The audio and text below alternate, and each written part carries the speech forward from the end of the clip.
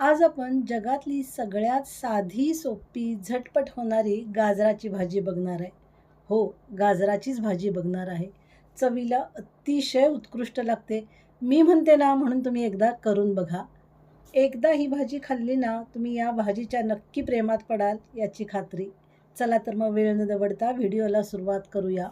First time जेव्हा भाजी कराल ना, त्यावेळी सगळे मेजरमेंटनुसार करा, म्हणजे तुम्हाला मूळ भाजीची चव काय आहे ना, हे लक्षात येईल. लाल जे आता सीझनल गाजर आहेत ना, ते लाल गाजर 2 घेतलेले आहेत आणि साल काढून त्याच्या मध्यम आकाराच्या फोडी केलेल्या आहेत. एकसारख्या आकाराच्या फोडी करायच्या म्हणजे एकसारखं ते शिजलं जातं. 1 कप शीग लावून मी फोडी घेतलेल्या आहेत. कढईमध्ये 1 टेबलस्पून होईल इतकं शेंगदाण्याचं कच्ची घाणीचं तेल घेतलेलं आहे. तेल गरम झालं की मोहरी, जिरे आणि तीळ घालायचं आहे. या भाजीसाठी फोडणी आणि तिखट मिठाचं प्रमाण फार महत्त्वाचं आहे. मोहरी तडतडल्यानंतरच आपल्याला जिरे घालायचे आहेत आणि जिरे फुलल्यानंतर तीळ घालायचं आहे. हिंग चांगल्या प्रमाणात घालायचं आहे. त्याचंसुद्धा मेजरमेंट मी डिस्क्रिप्शन बॉक्समध्ये दिलेलं आहे. हे सगळं डिटेल सांगायचं कारण एवढ्यासाठी की मोजूनच 4-5 प्रकार आयटम घालणार आहे आपण, तर ते व्यवस्थित प्रमाणात असणं फार महत्त्वाचं आहे. कढीपत्ता घालून लगेचच गाजर परतून घ्यायचे आहेत. थोडीशी वाफ देऊन थोडंसं परतून असं आपल्याला गाजर शिजवून घ्यायचं आहे. या भाजीसाठी आपण फक्त मीठ, हळद आणि मिरची पावडर वापरणार आहे. कुठलाही गरम मसाला नाही, धण्या जिऱ्याची पावडर नाही की कुठलाही साठवणीचा मसाला वापरणार नाही.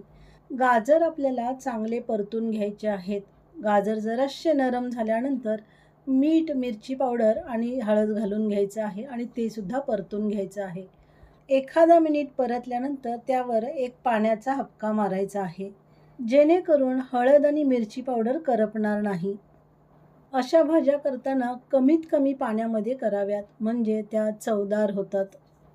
पाण्याचा हबका मारून झाल्यानंतर एकसारखं परतून घ्यायचं आणि एखादा मिनिटासाठी परत एकदा झाकण लावून वाफ काढून घ्यायची. भाजी जर शिजली नसेल तर परत एकदा झाकण लावून अजून थोडी वाफ काढावी. इथं आपली भाजी व्यवस्थित शिजून तयार झालेली आहे. आता वरून फक्त 1 ते 1.5 टेबलस्पून होईल इतकंच जाडसर चांगलं खमंग भाजलेल्या शेंगदाण्याचं कूट घालायचं आहे. जास्त शेंगदाण्याचं कूट घालू नये की शेंगदाण्याची चव जास्त लागेल. इथं आपल्याला गाजराच्या भाजीची चव लागायला पाहिजे. वरून एकदम बारीक चिरलेली ताजी कोथिंबीर घातलेली आहे आणि परत एकदा भाजी हलवून सर्व करायची आहे. इथं माझी भाजी तयार झालेली आहे आणि भाजीचा कलर बघू शकता. गाजर शिजलेला आहे पण याचा आकार कुठंही बदललेला नाही किंवा भाजीचा गाळ झालेला नाही. अतिशय उत्कृष्ट एकदम चवदार भाजी तयार होते. कुठल्याही मसाल्याशिवाय, ना धण्या जिऱ्याची पावडर घातली, ना कुठला साठवणीचा मसाला घातलेला आहे, ना गरम मसाला घातलेला आहे. एकदम मस्त भाजी तयार होते. नक्की करून पहा. आवडली रेसिपी तर चॅनलला लाईक, शेअर आणि सबस्क्राईब करायला विसरू नका. परत लवकरच भेटूया अशाच एका हमखास रेसिपीसोबत. तोपर्यंत धन्यवाद.